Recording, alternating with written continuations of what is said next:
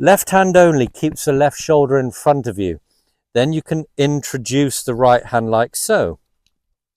So if you've done my plumb bob drills, you'll get familiar with this setup, giving you comfort that it's not far off the position you'd be through impact if you'd performed my plumb bob drill.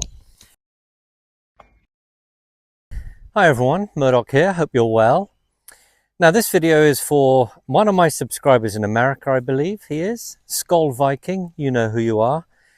And thank you for your patience on this video. You asked me a while ago to answer a query you had about driver tee height. Now this might help a lot of people. Now it seems easy, just tee up the driver and away you go. Now typically I still think the rule of thumb that works well is your driver, the equator of the ball, is about level with the top. But more importantly than tee height, I want you to make sure you're setting up well so the ball position is right for you. Now I've spoken in videos too with the driver for gripping down. So if you're a senior golfer, I want you to consider that for more consistency.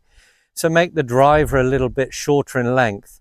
So your ball position will be nearer the 3 wood than too far forward, and your stance will be a bit narrower because of the shorter shaft. So depending on your age, range of motion, flexibility, these are things to consider that I can't see in my videos. The 80-20 rule, 80% of you. That's a shoulder width stance. Unless you're super flexible and very tall, you'll go wider.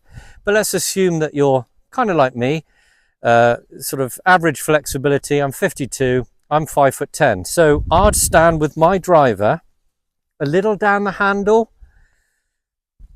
Just make sure that you've got the grip cap comfortably above the pad of that left hand. So I've got about an inch of rubber grip above my little finger.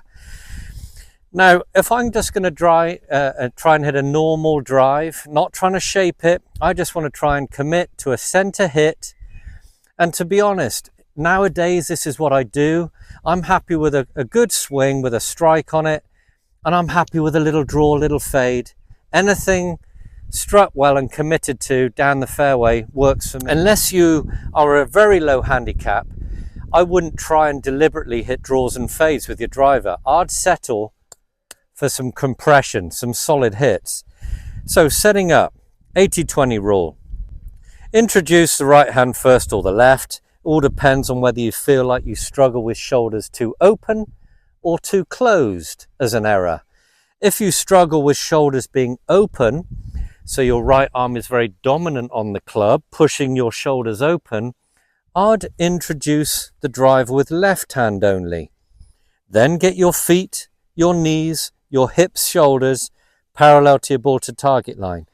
Left hand only keeps the left shoulder in front of you. Then you can introduce the right hand like so.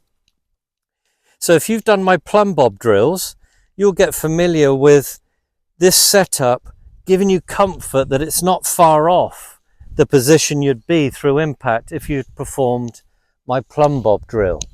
So this is all, again, reassurance for making a nice committed effort on your behalf. Remember, we want the swing to feel easy and trustworthy, and something you're confident in producing for that good strike. We've got our club on the ground, or we've picked our spot in front. That's a given. We forget about that now. So setting up just inside the left heel, you can see my stance is a little wider than shoulder width. And now I'm in a position where I feel 80% of my body is behind my wall. That's the next similarity if you've done my drills. The wall I speak of, and again, the plumb bob position. So this is now becoming a comfort with you as you set up. Now the tee height here you can see is about level with the top of the club. For most people that works as you stay behind. Now if you're playing a shot that's a deliberate left to right, you'd tee it lower to encourage just a little bit more move into it.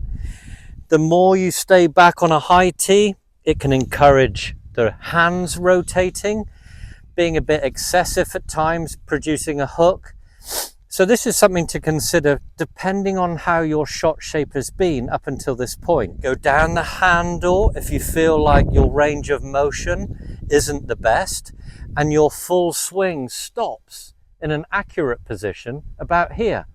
Going beyond that risks some errors where you get weak down here, left foot off the ground, and maybe lose that load point.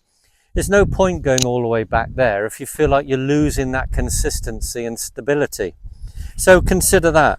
Like I said, I'm not watching you guys. I can't see your swing. So I'd like to tell you realistically what you should be able to feel and achieve. Hopefully that answers your question. Feels like it's a long video for what it is, for just tee height.